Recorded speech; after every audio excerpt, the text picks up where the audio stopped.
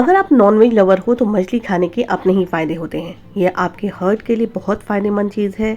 इसको खाने से आंखों की रोशनी तेज होती है, दिमाग भी काफी हद तक बहुत तेज होता है, आपकी स्किन के लिए भी काफी फायदेमंद होता है।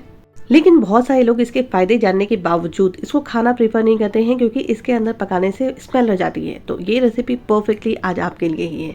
तो हे दोस्तों, अस्सलाम वालेकुम, कैसे हैं आप सब। उम्मीद करती हूँ आप सब खैरियत से होंगे। अल्हम्दुलिल्लाह हम सब भी खैरियत से हैं। तो आज की ये परफेक्ट सी रेसिपी मेरे बैचलर्स और बिगनर्स दोस्तों के लिए है, ताकि वो भी बहुत ही आसानी के साथ इस रेसिपी को बना सके। ना स्मेल की टेंशन, लेकिन रेसिपी इतनी जबरदस्त कि घर में सभी को पसंद आएगी।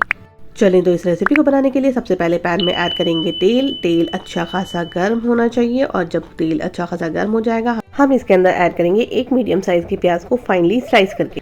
बेसिकली इस प्याज को हमें गोल्डन फ्राई करके निकालना है। हाई फ्लेम पे हम स्टार्टिंग में इसको कुक करेंगे और कंटिन्यूअसली स्टर करते रहेंगे, ताकि ये चारों तरफ से इवनली कुक हो और प्यारा सा कलर इसके ऊपर जबरदस्त आ जाए। इसको साइड करके रख देंगे। अब चूंकि प्याज को तलने के लिए मैंने तेल ज्यादा रखा था कढ़ाई में, उस तेल को कम करने के बाद मछलियों को धोने के बाद हम डायरेक्टली कढ़ाई के अंदर एक एक पीस करके ऐड कर लेंगे। अब यहाँ पर मैंने मछलियों को तकरीबन 2 से 3 बार अच्छी तरीके से धो लिया था। नमक के पानी से भी इसे अच्छे तरीके से धोया था, क्योंकि मछलियों को अच्छे तरीके से धोना पहले स्टार्टिंग में बहुत ज़रूरी होता है। और धोने के बाद एक स्ट्रेनर पे रख देना चाहिए, ताकि इसके जितना भी बेसान पानी हो ना वो पहले रिमूव हो जाए।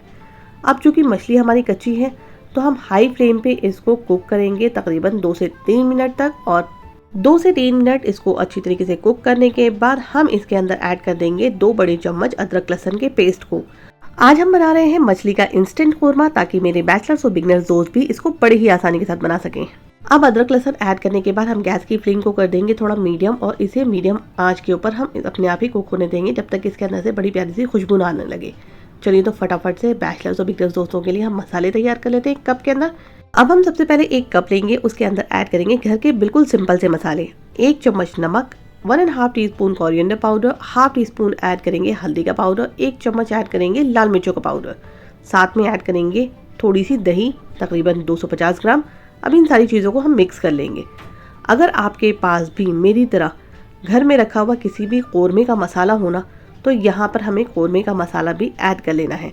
अगर आपके पास हो तो ऐड करना, अगर ना हो तो इसको प्रॉपरली आप स्किप कर सकते हो। मेरे पास ये कोरमे का मसाला रखा हुआ था, मैं इसके कोरमे के मसाले का 1.5 टीस्पून यहाँ पर ऐड करूँगी। इससे आपके कोरमे की जो खुशबू होती है ना, वो नेक्स्ट लेवल तक पहुँच जाती है।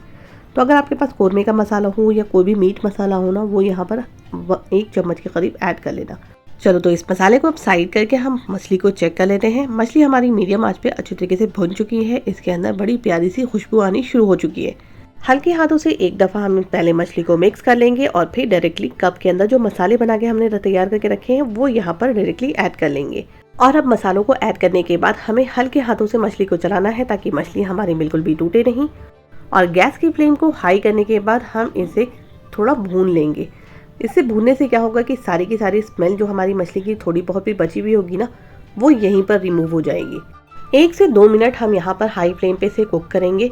जब ये साइड से तेल रिलीज करने लगेगा ना, बस इसके भुनाई का प्रोसेस कंप्लीट हो जाएगा।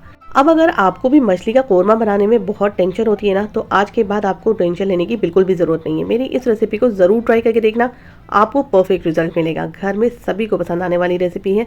और बनाने के बाद फीडबैक भी ज़रूर देना। रेसिपी पसंद आ जाए तो इसे अपने फैमिली एंड फ्रेंड से भी ज़रूर शेयर करना। देख सकते हो आपकी 1 से 2 मिनट इसको भूनने के बाद हम क्या करेंगे, कप के अंदर जो मसाले थोड़े बहुत लगे हुए थे ना, उसी कप से नापते हुए यहाँ पर हम हाई फ्लेम पे इसको पानी ऐड करेंगे।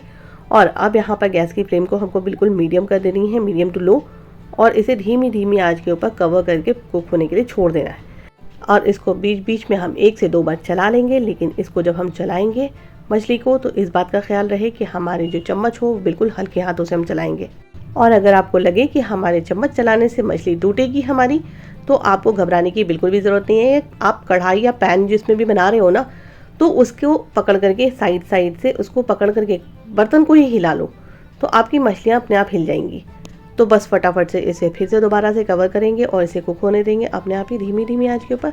लेकिन हाँ, जो स्टार्टिंग में हमने प्याज को फ्राई करा था ना, उसे हाथों से क्रश करने के बाद यहाँ पर लास्ट में हमें ऐड कर लेना है। अब इसे कवर करेंगे और इसको धीमी धीमी आंच के ऊपर हम इसे कुक होने के लिए छोड़ देंगे।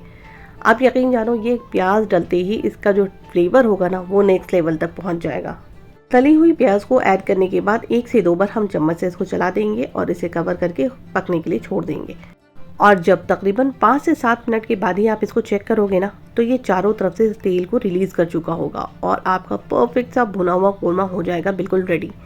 इसके ऊपर स्प्रिंकल कर दो ढेर सारा हरा धनिया और इसके बाद इसको आप चपाती, रुमाली, पराठे किसी के साथ भी सर्व करो ना, घर के लोग उंगलियां चाट के खाएंगे। यकीन जानो, एक बार ज़रूर ट्राई करना और ट्राई करने के बाद मुझे अपना फीडबैक भी ज़रूर दे देना। रेसिपी पसंद आई हो तो वीडियो को लाइक करके ज़रूर जाना और अगर मेरे चैनल पे पहली बार आए हो तो इसे सब्सक्राइब करे बगैर बिल्कुल भी मत जाना, क्योंकि सब्सक्राइब करने के तो बिल्कुल भी पैसे नहीं लगते। और सब्सक्राइब करने के बाद बराबर के बेल आइकन को भी ज़रूर प्रेस कर लेना, ताकि मेरी आने वाली जितनी भी न्यू नोटिफिकेशन हो ना, वो आपको फटाफट से मिल जाए और मेरी जितनी भी आसान सी रेसिपीज होती है ना, उसके फायदे आप भी उठा सकें और अपने घर में बहुत सारी तारीफें लूट सकें।